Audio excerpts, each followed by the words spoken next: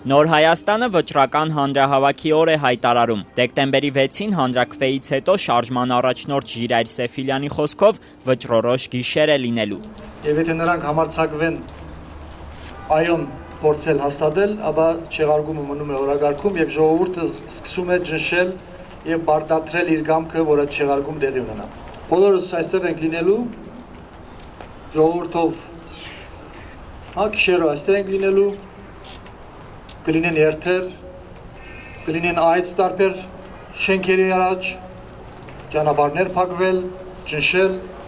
եւ այլն եւ այլն։ Սեֆիլյանը չբացառեց, որ հանրաքվեից հետո գիշերը կայցելեն նաև պետական կառույցներ։ Արդեն 4-րդ օրը շարունակվող շուրջօրյա նստացույց անող շարժման առաջնորդը այսօր Ազատության հրապարակում հայտարարեց, հակադիր ճամբարում անդորը խախտվել է։ Տարբեր բարձրաստիճան պաշտոնյաներ փորձում են իրենց հետ հարաբերություններ հաստատել։ Այս օրերի ընթացքում մենք տարբեր զարմանալի զանգեր ենք ստանում։ Բարձրաստիճան պաշտոնյաներ, որոնք մեր շրջապատի հետ տարիներ կապ չեն ունեցել,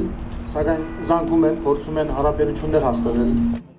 Նոր Հայաստանի անդամները պատրաստվում են նաև վրան տեղադրել հրապարակում, թեև քաղաքապետարանը թույլ չէր տվել։ Ժիրայր Սեֆիլյանն ասաց, որ օրակարգում է նաև միասնական ընդդիմադիր մարմին ստեղծելու հարցը։ Ժառանգության փոխնախագահ Արմեն Մարտիրոսյանը այդ հարցով բանակցություններ է վարում։ Ես կարծում եմ, որ այդ առաջարկությունը ժողովրդի սրտից է նաև խոսում եւ ունեմ կարծիք, որ ուշ թե շուտ այդ միավորումը, ինչպես մենք ենք պատկերացնում, լինելու է։ Նոր Հայաստանի առաջնորդները այսօր ճնշումների մասին բարձրաձայնեցին, պնդեցին, որ ոստիկանությունը մարզերից Երևան եկած իրենց աջակիցների տներ է այցելում։ Անդրեաս Ղուկասյանն էլ պատմեց, որ այսօր առավոտյան ոստիկանությունը առգրավվել է իրենց 4 սեղանները, բաժին է տարվել նաև շարժման անդամ Գագիկ Եղիազարյանը։ Հիմնավորումը, որ ներկայացվեց, դա այն էր, որ այս ինչ որ թույլ ենք տվել, դա մեր հանդուրժողականությունն է,